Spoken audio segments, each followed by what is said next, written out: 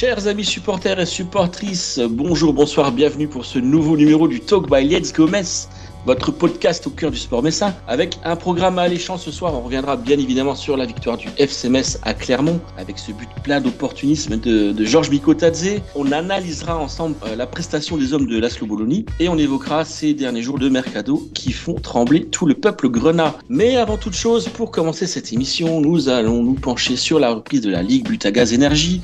Ce sera mercredi pour les Dragons de Metz Handball avec la réception de Paris 92 aux arènes de Metz. Le retour à la compétition pour les protégés d'Emmanuel Mayonade, joueuses qui ont achevé leur préparation par une victoire face à Dortmund. C'était donc dimanche à huis clos, sans public ni presse locale. Et pour parler des Dragons, j'accueille bien entendu notre spécialiste handball, Virginie Billa. Bonsoir Virginie, comment vas-tu ? Très bien, ça va bien, oui. Ça va, alors ça y est, l'interminable attente arrive à son terme ? Oui, en fait, depuis juin, ça commence à faire long, mais c'était une pause nécessaire pour l'équipe. Et puis aussi pour les nerfs. Voilà, et pour l'équipe, pour les nerfs. Et c'est une bonne période de repos, mais surtout de prépa pour avoir une équipe compétitive durant cette saison assez dense, entre le championnat, la Ligue des Champions, le championnat du monde et l'apothéose avec les Jeux Olympiques. Très bien. Et pour nous accompagner, le plus fidèle chroniqueur du talk, mon fils spirituel, Arthur Carmier. Comment vas-tu, mon cher Arthur ? Salut Gérald, salut à tous. Bah écoute, très bien. J'ai pas encore versé une larme pour Georges Mikotadze. Ça ne saurait tarder, mais on va un petit peu se consoler avec ce talk. Alors on sera ensemble mercredi en tribune de presse aux arènes et je crois savoir que tu seras cette saison encore pilote d'une émission hebdomadaire chez nos confrères de France Bleu Lorraine les jeudis. Est-ce que tu peux nous en parler brièvement ? Bien sûr Gérald, Let's Go Metz est de retour cette année encore sur les ondes de France Bleu Lorraine. L'émission 100% Metz Handball du jeudi à 18h30 devient 100% sport. Alors on continuera bien évidemment de parler des Dragons de Metz Handball, mais on va aussi parler des belles équipes sur notre territoire. On parlera du TFOC, du Metz TT entre autres. Il y aura aussi quelques mots sur les Jeux Olympiques. On est en année olympique et plein de belles surprises encore. Je vous donne rendez-vous dès ce jeudi pour la première de 100% sport. Le rendez-vous est pris. Virginie, cette fois ça y est, Metz Handball fait son grand retour à la compétition pour une nouvelle saison qui s'annonce déjà palpitante. Alors la préparation était plutôt réussie avec notamment une belle victoire lors de l'édition inaugurale du tournoi international au complexe Saint-Symphorien, avec cette victoire en finale face à Krim Mercator. Hormis la blessure de Louise Burgard, un bilan plutôt encourageant pour les Dragons qui semblent prêtes pour affronter Paris mercredi. Bah oui, c'est un bilan très très encourageant, surtout si on compare à la saison dernière où on ne savait pas trop où on allait avec des grosses défaites contre Bietigheim, mais là, oui, c'est très encourageant avec une seule d'ailleurs défaite au compteur en début de préparation et ensuite elles ont eu des victoires, un match nul contre le Rapide et malgré une préparation tronquée par la préparation de l'équipe de France, les blessures, les absences notamment avec Alina Gritschel pour le dernier match contre Dortmund pour maladie, il y a pas mal de nouvelles filles qui ont eu une adaptation très rapide. Donc ouais, c'est plutôt positif avant le début du championnat pour moi. Donc voilà. Arthur, on parlait de la blessure de Louise Burgard. Metz Handball a récemment donné sa chance à Delia Golvet, donc au poste d'arrière droit en complément d'Emma Jacques. Est-ce que Delia peut espérer glaner du temps de jeu cette année dans l'effectif d'Emmanuel Mayonade ? Bien sûr, alors évidemment que Louise Burgard reviendra à priorité bien sûr à la titulaire du poste, mais on sait que les lignes arrière de Metz Handball, les postes sont doublés mais ne sont pas triplés. En général, la troisième rotation, la troisième lame, ça va être dans la politique du club cette année, les années précédentes aussi, même s'il y avait des postes qui étaient triplés, ça va être de faire confiance à une joueuse du centre de formation, une joueuse qui joue en National 1 sous les ordres de Nina Canto. Bah, c'est fait pour ça, hein. On a un centre de formation, donc on fait monter les jeunes quand on a besoin de forces vives, et je pense qu'elle aura sa chance. Elle a que 18 ans, alors on l'a compare beaucoup à Méline Nokandi, mais il faut bien évidemment éviter de faire du mimétisme. Ce sera une joueuse à part entière. Elle voudra se faire son propre nom, Delia Golvet, et je pense elle pourra bien dépanner, en tout cas au début en Ligue Butagaz Énergie. La Ligue des Champions, c'est encore un cran au-dessus, mais en LBE, elle va, je pense, jouer quelques minutes intéressantes dès ce premier match contre Paris. Alors Virginie, justement, cette saison démarre mercredi avec la réception du Paris 92. C'est une saison de Ligue Butagaz Énergie un peu particulière cette année avec 13 clubs, avec cette fameuse relégation administrative de Celles-sur-Belle et de Mérignac. On a du mal un peu à comprendre ce qui se passe. Est-ce que tu peux nous dire où on en est exactement? Oui, d'ailleurs, je voudrais corriger par rapport à Mérignac qui en fait a été relégué sportivement à la fin de la saison dernière, mais qui veut être repêché justement à cause de la relégation administrative de Celles-sur-Belle. Parce que Celles-sur-Belle a rencontré des difficultés financières en fin d'année dernière, en 2022. C'est ce qui est reproché par la Fédération française. Sauf que Celles-sur-Belle ne l'entend pas de cette oreille, parce que pour eux, ils ont fini la saison avec un exercice positif grâce à la billetterie, parce que c'est vrai que ce club attire pas mal de personnes. C'est un petit club familial, mais ils ont fait des gros matchs à Niort, par exemple, dans les grosses salles pour les grosses affiches. Sauf que la Fédé a rebondi aussi sur cet argument de Celles-sur-Belle en disant qu'en fait, c'est manquait de transparence parce que Celles-sur-Belle n'aurait pas fait contrôler ses comptes par le commissaire aux comptes, ce qui, pour la Fédé, manque de clarté, de transparence. Après, donc, ce sont le staff, le club, le président de Celles-sur-Belle se sont résolus à accepter cette descente. Et donc Mérignac voulait rebondir sur cette situation justement pour pouvoir être repêché. Sauf que le dossier de Mérignac n'est pas non plus au meilleur, puisqu'elles avaient déjà perdu 9 points à la base la saison dernière pour une grosse dette. Bon, il y a la CNCG, enfin ils ont fait un appel. Elles ont finalement été sanctionnées de 5 points seulement. Mais donc et d'un plan d'appurement jusqu'en 2025. Donc ça veut dire vraiment que la situation de Mérignac est quand même critique. Mais oui, ils veulent remonter en LBE. Et donc là, sauf que le dossier n'est pas passé. Et donc ils vont en appel. Donc on ne sait toujours pas à combien de clubs la LBE va se finir, va débuter.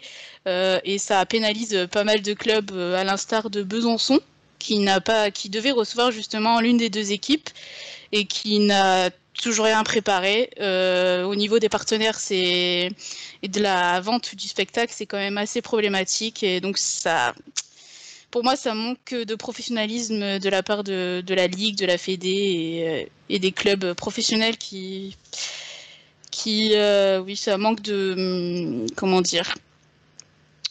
Pour moi, ça démontre toute la difficulté du sport au féminin d'exister en France, au niveau de la billetterie, parce que les clubs féminins n'ont pas de droit de TV, de droit à la formation, les transferts se font gratuitement, donc c'est vraiment toute la difficulté économique qui est de moins en moins viable en ce moment. Donc voilà. Arthur, quel regard tu portes justement sur ces imbroglios qui durent et qui ternissent finalement l'image de la LFH, de la ligue féminine de handball.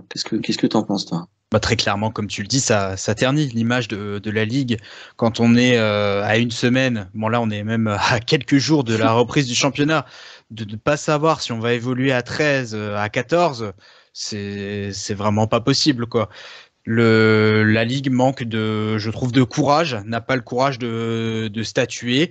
Une décision aurait dû être prise bien plus tôt. Virginie a été très complète sur le sujet, mais bon, quand on voit les sanctions que Mérignac a eues l'année dernière, c'était quand même ultra sévère. On est sur un sport qui est le handball féminin, qui n'a, comme l'a souligné Virginie, n'a pas énormément de droits TV. Et donc, les rentrées d'argent, c'est compliqué. La Ligue est censée accompagner ces clubs-là pour les aider à aller vers le professionnalisme. J'ai l'impression qu'il y a une sévérité de la part des instances qui est encore plus grande en LBE que dans d'autres sports. Bon, pour reprendre un exemple que je suppose les observateurs du sport lorrain ont beaucoup vu ces derniers temps, l'Est Nancy-Lorraine en national en football a eu aussi des soucis de ce type. Ça arrive de plus en plus dans le football et ça arrive malheureusement trop fréquemment dans le handball. Il y a beaucoup de clubs de LBE l'année dernière qui ont eu de graves soucis financiers.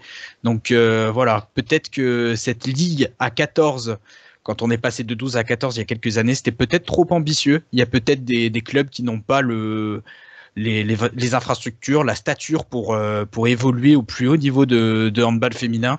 Peut-être qu'une Ligue à 12 aurait généré moins de problèmes, moins de dépenses en termes de déplacement, etc. Donc voilà, c'est un gros casse-tête. Et si on se dirige vers une saison à 13, c'est toujours compliqué de faire des saisons avec un nombre de clubs impair. Eh ben, je trouve que l'image de la LBE en serait ternie. Surtout 13, oui, ça porte malheur. Hein, en plus. Ouais, d'autant plus que ça rend pas le calendrier assez clair pour le grand public. Enfin, je veux dire, pour nous, pour moi, qui suis assidûment le handball, c'est plutôt compréhensible, mais pour vendre ça à un grand public qui ne suit pas vraiment assidûment, c'est compliqué parce que d'autant plus que le classement de la LBE avec les points qui sont 3, 2 et 1, qui ne sont pas les mêmes que dans d'autres sports, ça rend un peu le handball alambiqué et difficilement vendable à la télévision ou dans les médias. Voilà. Bah c'est simple, Virginie. Mercredi 6 septembre, Metz Handball était censé jouer contre une de ses équipes et il y aura pas de match tout simplement parce que voilà. il manque une équipe forcément. C'est une perte d'argent aussi pour les autres clubs finalement. Oui, parce que même sur des petits matchs entre guillemets, Metz Handball, pour prendre l'exemple de Metz Handball, vu que c'est ce qu'on connaît, arriver à faire rentrer 2000, 3000 billets, même contre un adversaire de bas de tableau, dans un sport où toutes les rentrées d'argent sont plus que nécessaires, ça fait mal, quoi.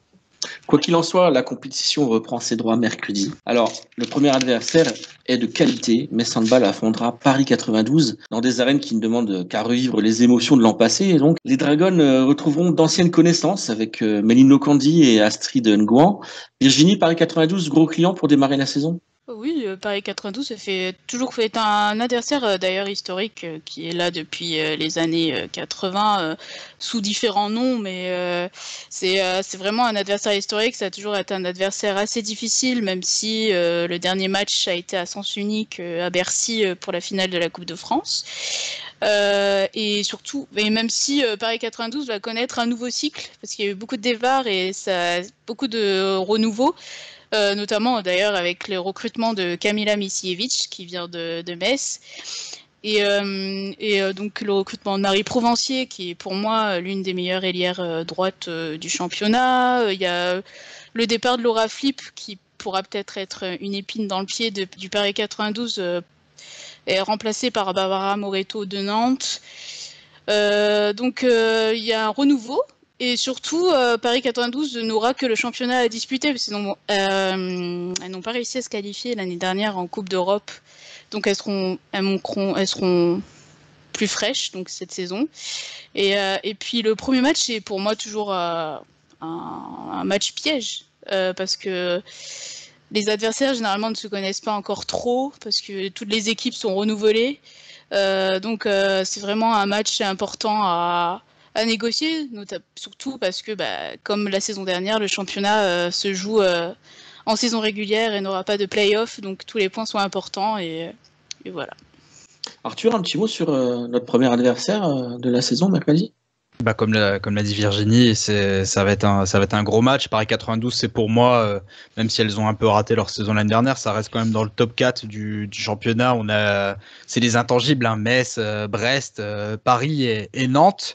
Alors Paris s'est fait un petit peu couper l'herbe sous le pied par c'était Chambray-les-Tours, il me semble qu'il leur a piqué la place en Europe la saison passée. Virginie, si je dis pas de bêtises. C'est Dijon, ouais.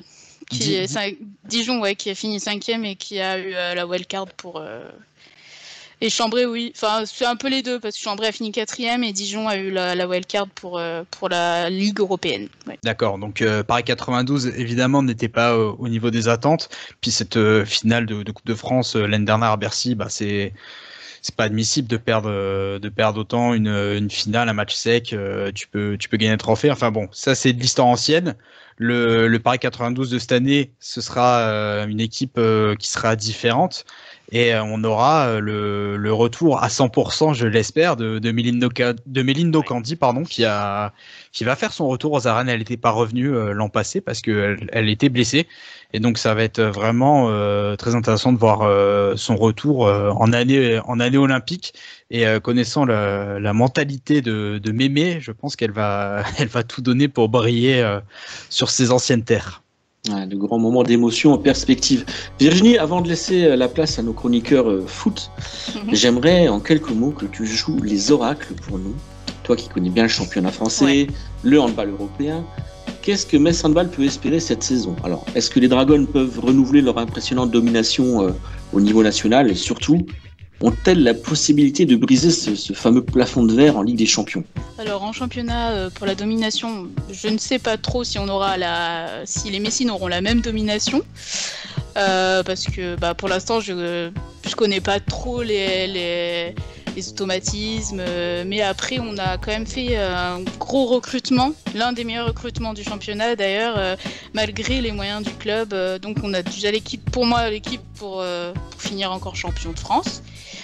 Mais cette saison, pour moi, il faudra faire avec Nantes, qui a aussi, pour moi, le deuxième meilleur recrutement du championnat, notamment avec le renforcement avec Tamara Horacek. La nouvelle capitaine. La nouvelle capitaine, en plus. Donc déjà, Nantes a quand même choisi une Messine une ex-Messine pour être capitaine. Donc c'est un message fort de l'équipe des Nantais, même si elles ont perdu Nathalie Hagman, qui était quand même la grosse buteuse du club, qui a quand même contribué à cette 3e place historique pour le club. Mais donc en fait il faudrait composer avec Nantes, même si s'adapter sans ça, avec 2 nouvelles joueuses, et parce que pour moi Brest a quand même faibli. Après, il y a quand même toujours cette distance entre le top 4 et le reste du tableau. Donc, il y aura quand même cette domination. Et au niveau de la Ligue des Champions, pour moi, on est quand même assez juste encore, parce qu'il y a beaucoup d'inexpérience dans notre équipe. Même si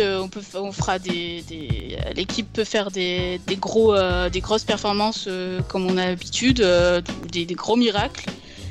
Parce que en plus cette saison, la Ligue des Champions me semble assez dense. Il y a beaucoup de favoris pour moi, comme Bucarest, enfin le CSM Bucarest, parce qu'il y a 2 Bucarest, le Krim Mercator, le FTC qui lui aussi est à la recherche de cette Ligue des Champions depuis très longtemps. Les Vipers qui veulent renouveler leur domination récente. Il y a Odense qui a justement recruté le nouveau coach, qui a recruté le coach des Vipers, qui peut être un nouveau prétendant. Donc ça va être compliqué de s'immiscer à travers ça, mais avec Emmanuel Mayonade, on peut croire au miracle. Tout est possible, effectivement.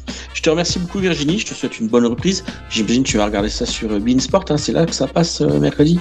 Oui, c'est ça, et puis aussi en codiffusion sur Handball TV pour les personnes qui ne peuvent pas prendre d'abonnement sur beIN Sport. Voilà. Super, moi je te remercie beaucoup. Arthur, toi et moi, on sera aux arènes en tout cas pour ce premier choc de la saison. Merci beaucoup pour ton intervention. Je vais malgré tout te demander de rester car on va accueillir dans quelques instants nos prochains invités. Ce dimanche, le FC Metz s'est imposé en Auvergne sur la magnifique pelouse du Clermont Foot. Un match d'une rare pauvreté technique, des relents de Ligue 2, voire de National. Mais un match dans lequel les Grenats sont sortis vainqueurs grâce à un but de l'inévitable Georges Mikotadze, plein d'opportunisme. Et pour en débattre ce soir, on accueille tout de suite un petit nouveau dans la bande. Il a enfin réussi à se libérer pour ce nouveau numéro du Talk. Notre analyste, documentaliste et statisticien préféré, Théo Bauer. Bonjour mon cher Théo, comment tu vas? Bonjour, bonsoir, très bien, et toi? Comment allez-vous? Ça va très bien. À tes côtés, notre expatrié en terre de l'Ouest, toujours affûté, toujours en forme. Mehdi, comment vas-tu mon cher Mehdi? Bonsoir à tous, je vais très bien, merci. J'espère que vous aussi. Très bien. Enfin, presque bien, on en reparlera après. Alors Mehdi, on va te laisser la parole pour démarrer cette seconde partie du talk. Metz a mal joué, très mal joué hier. Metz a une nouvelle fois subi, mais Metz a gagné. Finalement, l'important, est-ce que c'est les 3 points? Complètement, et dans ce championnat assez relevé, il faut laisser aucune occasion. de passer à côté des points. Et là, c'est clairement ce qu'ont réussi à faire les Grenats dimanche. Malgré la pelouse qui était dans un état catastrophique, malgré l'entame de match compliqué, on a réussi à s'en sortir et c'est des choses qu'on savait pas forcément faire à l'époque. J'ai des souvenirs de matchs de Metz 3 à Saint-Symphorien où on perd aussi sur une glissade. Ça, c'est des choses qui nous arrivaient, on manquait de chance et cette fois-ci, la chance est de notre côté. Il faut prendre et après, effectivement, on parlera plus tard de ce qu'il y a à changer et de ce qu'il faut régler, mais là, je prends avec grand plaisir ces 3 points. Théo, face à un adversaire à la portée du FC Metz, finalement, les Grenats n'ont pas vraiment réussi à imposer leur rythme. Alors, les Messins finissent à moins de 30% de possession de balle. Et pourtant, Metz n'a pas été réellement inquiété. Alexandre Guidja a fait les sorties et les arrêts qu'il fallait au bon moment. Qu'est-ce que tu retiens, toi, de ces 90 minutes à Clermont ? Ce qu'il faut retenir, tout d'abord, c'est 3 points. C'est le principal parce que c'est vrai que le niveau de jeu a été des deux équipes, qu'importe Clermont ou Metz, a été assez pauvre, on va dire. Bon, le terrain n'a pas aidé, mais les deux équipes aussi font un début de saison assez compliqué aussi. Clermont n'a pas gagné un seul match. Metz, on fait un match nul, on va dire héroïque contre Marseille, et s'est pris une tollée contre Rennes. Mais bon, le plus important c'est la victoire, et parce qu'on voit surtout que c'était pauvre techniquement, c'était pauvre aussi en attaque. Bon, malgré tout, voilà. 16 tirs pour Clermont, seulement 4 cadrés, ils avaient beaucoup plus d'occasions que Metz, d'où la possession de balle assez élevée. Metz, heureusement que Georges Mikotadze était là parce que c'est vrai que c'était assez compliqué. Alors justement, Arthur, les Grenats ont une nouvelle fois trouvé la lumière grâce à Georges Mikotadze. 3 matchs, 2 buts, 1 passe décisive, on l'a encore vu hier, sans Mikotadze. La saison risque d'être très très longue. Ouais, bon, à l'heure où on enregistre ce podcast, il n'est pas encore officiellement un joueur de l'Ajax. J'espère que, j'ai vu un commentaire qui m'a fait rire, j'espère que ce sera pas le meilleur buteur de la saison du FC Metz. Non, c'est pas impossible. Ouais. Non, c'est très petit de dire ça. Non, blague à part, oui, ça va être dur. Tout ce qui est, j'allais dire tout ce qui est pris, mais on a pris que 4 points. Tout ce qui est pris n'est plus à prendre. Mais pour vraiment rebondir sur ce match de Clermont, je suis pas tout à fait d'accord avec toi, Théo, quand tu dis que Clermont a vraiment eu beaucoup plus d'occasions. Alors certes, ils ont eu le ballon, ils ont eu la possession, mais c'était quand même assez stérile. Et tu fais bien de parler de cette stat des tirs. Ils ont cadré que 25% de leurs frappes. En général, quand on cadre aussi peu, c'est que on tente sa chance de manière un petit peu désespérée. Et je vous trouve un peu sévère. Bon, certes, le FC Metz n'a pas fait le match du siècle, on est tous d'accord là-dessus, mais j'ai eu l'impression d'avoir vu une équipe qui a, à l'image de Mikotadze, est-ce qu'on arrivera à faire ça sans lui? Je pense pas. J'ai l'impression d'avoir vu une équipe vraiment opportuniste, et ça fait 2 matchs d'affilée, alors contre 2 adversaires différents, contre 2 contextes différents, qu'on a très peu le ballon, mais qu'on arrive à tirer 10 fois et qu'on arrive à cadrer 5 fois. Pour moi, ça montre que cette équipe, elle sait être efficace. Et au-delà de l'aspect purement technique et tactique, elle a montré des vertus morales qu'elle devra faire perdurer sur le reste de la saison. Mehdi, un petit mot là-dessus ? Ouais, c'est complètement vrai. Et puis je vais rebondir en disant que Clermont, au final, une équipe qui est quand même bien installée en Ligue 1, qui fait des bonnes saisons en Ligue 1, aller chercher une victoire sur un terrain et contre une équipe aussi compliquée à jouer, c'est quand même pas anodin, malgré le faible niveau du match. Les Messins n'ont pas été plus inquiétés que ça, et même j'ai trouvé au niveau défensif assez solide, ouais, assez solide. On en reparlera après plus tard, j'imagine. Mais voilà, c'est des points qu'il faut aller chercher. C'est pas des points qu'on donne comme ça malgré une glissade. Il a fallu tenir le coup, et ça, on a réussi à le faire. Encore une fois, c'était pas forcément le cas il y a quelques temps. Alors Mehdi, on parlait justement de Georges Mikotadze. À l'heure où on enregistre cette émission, l'équipe a déjà dégainé comme quoi Georges Mikotadze passait sa visite médicale donc ce mardi à Amsterdam. Alors, on parlait il y a encore 2 jours d'un prêt du Géorgien qui resterait donc une saison supplémentaire. Honnêtement, on y croit encore là, ou c'est vraiment le désespoir qui nous fait parler? Moi, à titre personnel, j'y crois encore. quand on voit l'attaque de l'Ajax, elle est quand même malgré tout assez fournie et il va falloir se faire une place là-dedans, en sachant que c'est quand même un club d'un autre calibre que le FC Metz, hein, ça joue l'Europe. À moins qu'ils veulent mettre en concurrence leurs titulaires, et y compris, je crois, Brobet, qui est une pépite du centre de formation.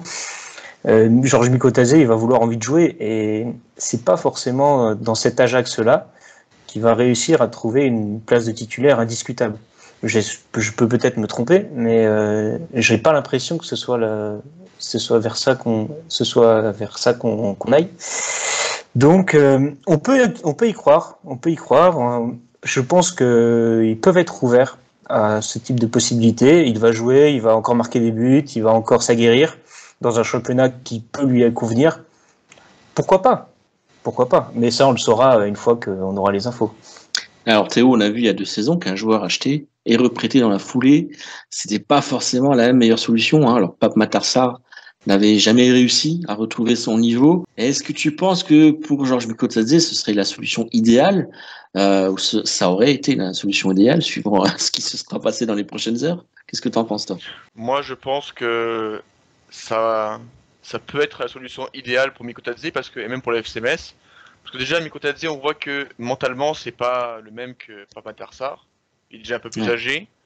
Et on voit aussi, donc, mentalement déjà, ça change déjà. Et on voit aussi dans son comportement de jeu, il joue à fond, voilà, 3 matchs, 3 fois décisifs, un but, 2 buts, une passe D. Contrairement à Pape Matar Sarr, qui a été, on va dire, très médiocre lors de sa saison en prêt à Metz. Parce que je pense qu'il avait aussi un peu, peut-être pris entre guillemets la grosse tête, un peu aussi le stress de se dire que s'il se blessait gravement longtemps, ça pourrait compromettre son avenir avec Tottenham. Bon, finalement, maintenant on voit qu'avec Tottenham il a un peu du mal à s'imposer. Donc je pense que un prêt de Georges Mikotadze à Metz serait vraiment une très bonne chose. Parce qu'on voit déjà qu'il commence déjà très bien sa saison. Pourquoi pas terminer avec 15 buts et après rejoindre l'Ajax, peu de confiance. Ok, écoute, on va voir ce que ça donne. Messieurs, on va passer en revue vos tops et vos flops pour cette rencontre. Alors, on va commencer par toi, Arthur, même si je crois déjà connaître la réponse. Quel joueur, d'après toi, a crevé l'écran et quel joueur, au contraire, a été en dessous du niveau ? Alors, pour ne pas dire Georges Mikotadze, parce que je pense que mes petits camarades vont le prendre, je vais parler du collectif. Parce que pour moi, cette victoire du FC Metz à Clermont, c'est une victoire absolument collective.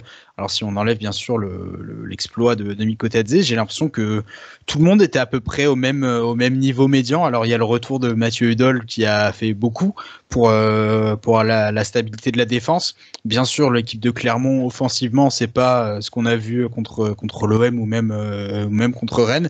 Mais vraiment, j'ai le sentiment que cette victoire, c'est une victoire collective, un petit peu à la patte Bologna, qui sait que son effectif est sur le papier moins bon qu'énormément d'effectifs de Ligue 1. On n'a peut-être pas les meilleurs joueurs techniquement. Regardez rien que Clermont, qui est une équipe, un club assez modeste au niveau du budget.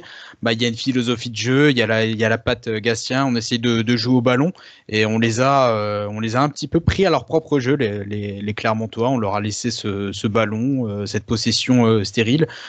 On n'a été pas franchement en danger, donc vraiment cette victoire, c'est la victoire du collectif. J'espère qu'on en verra d'autres comme ça cette année, en étant quand même moins en danger, en faisant peut-être un peu plus de choses avec le ballon. Mais voilà, mon top, il est général sur ce match. Et au niveau des flops ? Alors mon flop, c'est un peu méchant parce qu'il vient d'arriver, il n'était pas à son poste, mais c'est Simon Elisor. Vraiment, j'ai parlé d'un collectif, mais c'était vraiment celui qui était vraiment en dessous de ce qu'on attendait d'un joueur positionné sur ce poste à l'aile droite. Alors ça se voit qu'il a des qualités, qui sait faire des choses. C'est un avant-centre qui est plutôt pas mauvais techniquement, mais allez, je l'ai vu dangereux une fois. Il a fait ce petit centre là du pied gauche qui était dangereux, qui était plongeant. Après une occasion de Mikotadze en première mi-temps, par contre, il a envoyé un drop. Alors je sais que clairement c'est une terre de rugby, mais quand même, il aurait pu au moins viser le cadre. Mais vraiment match très très compliqué pour Simon Elisor.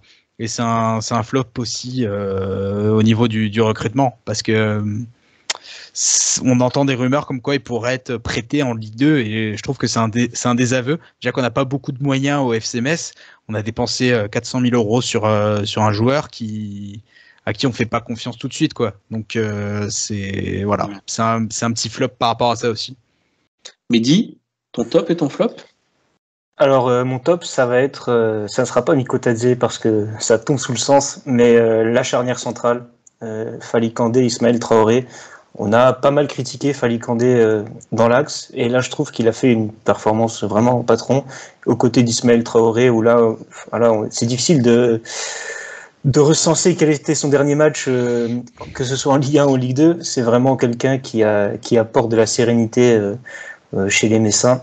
Et j'espère qu'il va pouvoir continuer comme ça encore longtemps, malgré son âge avancé en termes de football, bien sûr. On le voit pas, son âge. Hein. Non, c'est fou. C'est vrai, c'est impressionnant. Ouais, c'est assez impressionnant, et pourtant on a été assez dubitatif quand il est arrivé. Il était hors de forme au début. Ouais, et il a réussi à trouver son rythme, et franchement c'est un très bon coup pour le FC Metz, et j'espère qu'il va continuer comme ça encore longtemps. On aura bien besoin de lui. Et je rajouterai même Alexandre Oukidja, qui encore une fois est auteur de 5 arrêts, je crois, qui fait les arrêts au bon moment quand il le faut. Donc voilà, en sachant qu'il y a quelques rumeurs de transfert à son poste, il vient quand même montrer que c'est lui le patron et qu'on va devoir encore compter sur lui cette saison. Et mon flop, malheureusement, je vais pas pouvoir dire autre chose que Simon Lisor, parce que c'est le seul joueur qui a été en dedans, clairement, dans cette rencontre. Beaucoup de mauvais choix, des frappes, ça manque de sérieux, ça manque de... Voilà. Il est encore en adaptation, mais il va falloir qu'il se mette vite au niveau, vu que maintenant Youssef Mazizi est parti. On va avoir besoin de joueurs qui seront capables de répondre présent à chaque instant, à leur niveau, mais à chaque instant. Très bien. Théo, à ton tour.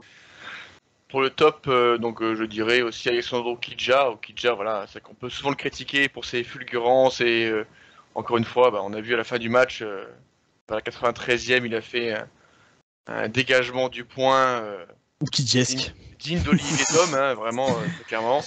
Et non, c'est vraiment Oukidja, voilà, 35 ans, il bouge pas. Alors c'est vrai que la défense est très solide aussi, il a une défense qui, tout dépend élément, mais a été assez solide du côté de Clermont. Et Oukidja, donc en top. Et en flop, je mettrais aussi Elisor, c'est vrai. Mais après, c'est compliqué pour lui parce que, il vient de la Ligue 2. C'est la Ligue 2, la Ligue 1, il y a quand même une différence au niveau physique et au niveau tactique, il y a quand même une différence. Je pense que juger sur 3 matchs, c'est assez compliqué. Même sur les matchs de préparation, il a donné quelques gages intéressantes, mais c'était pas non plus extraordinaire. Donc moi, je pense qu'il faudrait attendre pour vraiment le juger correctement d'ici 10 ou 15 matchs, la trêve. Est-ce qu'on aura le temps de juger 10 ou 15 matchs? Oui. C'est ça la question. À l'échelle du FC Metz, je pense pas. Mais on n'aura pas le choix. Maintenant, il est dans l'effectif. Alors, s'il est encore dans l'effectif d'ici 3 jours, mais il va falloir vite montrer ses preuves, parce que sinon, ça sera un élément gâché pour un mercato auquel on n'a pas beaucoup de cartouches en main. Aussi pareil, on parlait des recrues en attaque, on attendra aussi peut-être 10 ou 15 matchs pour Benjamin Tété, enfin s'il les joue, s'il n'est pas blessé, quoi, parce qu'il a l'air fragile, le garçon.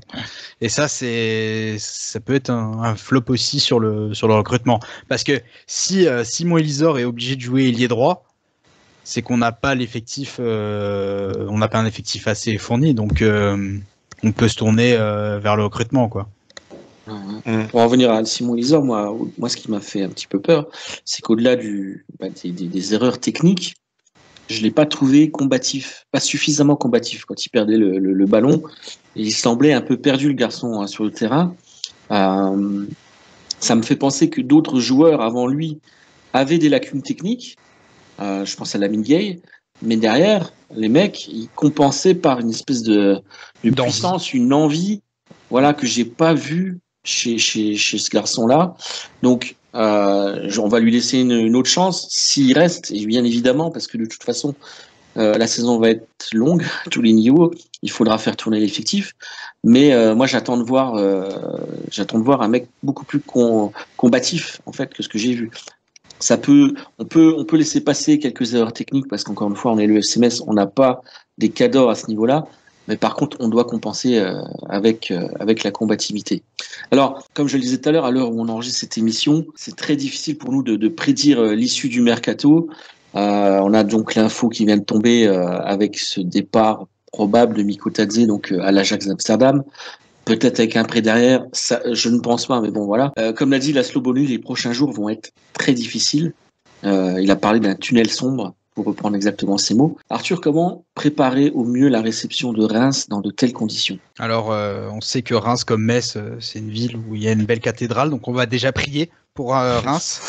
Et non, mais blague à part, je pense que face à Reims, il faut essayer d'avoir les mêmes vertus qu'on a montrées contre Clermont et contre l'OM, à savoir un bloc défensif solide. Attention quand même cependant au début de match parce que ça fait 3 fois de suite que le FC Metz rate complètement ses débuts de match avec des occasions franches pour l'adversaire dans les 5-10 premières minutes.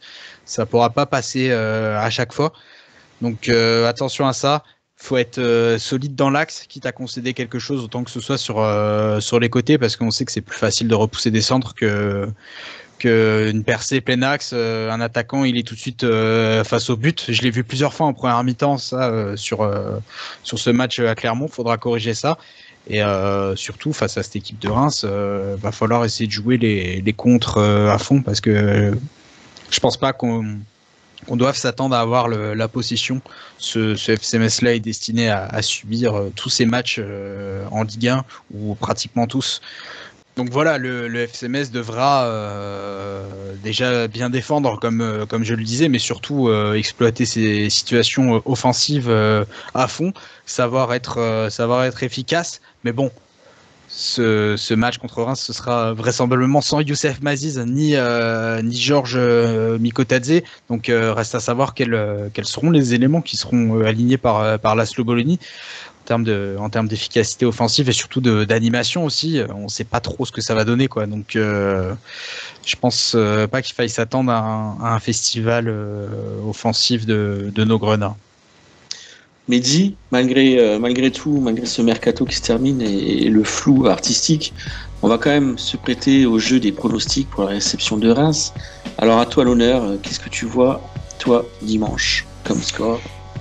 Je vois une rencontre compliquée, mais je pense que les Grenats vont faire au mental aller chercher une même performance que celle qu'ils ont faite contre Marseille, en sachant qu'il va y avoir encore du monde au stade a priori. Il devrait faire beau. On surfe sur le côté forteresse de Saint-Symphorien. Alors malgré toutes les galères offensives qu'on risque d'avoir effectivement sans Maziz et sans Mikotadze, mais vu nos atouts défensifs pour le coup, ouais, je dis un petit 1-1. Très bien. Théo, toi je sais que tu aimes donner ton pronostic et surtout que tu aimes les fins heureuses. Pour toi, tout ça, ça va finir en happy end. Comment ça va se passer, ton avis ? Ben oui, pourquoi pas un happy end, on l'espère tous. C'est vrai que Reims est une très bonne équipe. Voilà, avec son coach atypique, tout droit sorti de Football Manager, Monsieur Will Steele. Donc moi je pense que ça va être assez difficile de prendre des points, malgré qu'on sera à domicile, il y aura quand même la furie grenat comme on dit. Mais bon, allez, on va dire 1-0 pour le FC Metz, voilà, avec un but de Simon Elisor s'il peut nous faire mentir. Voilà. Allez donc. Arthur, on va finir par toi. C'est coté à combien ça ? C'est coté à 2000 ça. Donne-nous de bonnes raisons, Arthur, de croire en cette fin de mercato et donne-nous ton pronostic pour dimanche, s'il te plaît. Alors, je ne mens pas aux auditeurs et aux lecteurs, donc je vais donner un prono objectif. Moi,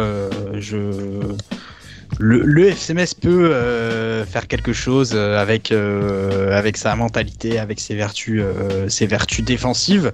Le pronostic de Mehdi par rapport à un match nul semble possible, mais malheureusement je vois une victoire 2-0 du stade de Reims dans un match qui sera, je pense, disputé, mais au bout d'un moment, la domination de Reims fera son effet, à mon sens. Donc 2-0 pour Reims. Et je voudrais juste rajouter avant de te donner la parole, Théo parlait de l'incroyable Will Steele, et c'est tout droit sorti de Football Manager. Il a 40 ans d'écart avec Laszlo Bologna, Will Steele. Il a 30 ans et Laszlo en a 70, et j'ai pas les stats en tête comme ça. Choc de génération, j'ai rarement vu un duel de coach avec autant de différence d'âge. Donc voilà, c'est pour le petit fun fact de ce Metz-Reims. Magnifique. Merci beaucoup, messieurs. L'émission touche à sa fin. Et toi, ton prono? Ah non, moi j'ai pas envie de me mouiller. Si, tu veux savoir. Allez. Non, moi je vois bien. Ah bah non, il n'y a plus Georges Mikotadze. Alors du coup, ça change tout. Attention, on sait pas. Ouais, on sait pas. Allez, je vais donner un petit un but partout. Un petit match nul.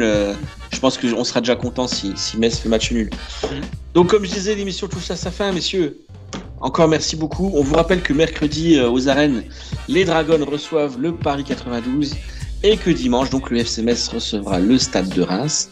Pensez à vous abonner à la chaîne, à liker la vidéo, à commenter, à nous écouter sur Spotify si vous êtes en voiture. On se retrouve bien sûr sur letsgometz.com. En attendant, je vous dis à très bientôt pour un nouveau numéro du Talk. Bye bye tout le monde. Bye bye. Salut. Salut.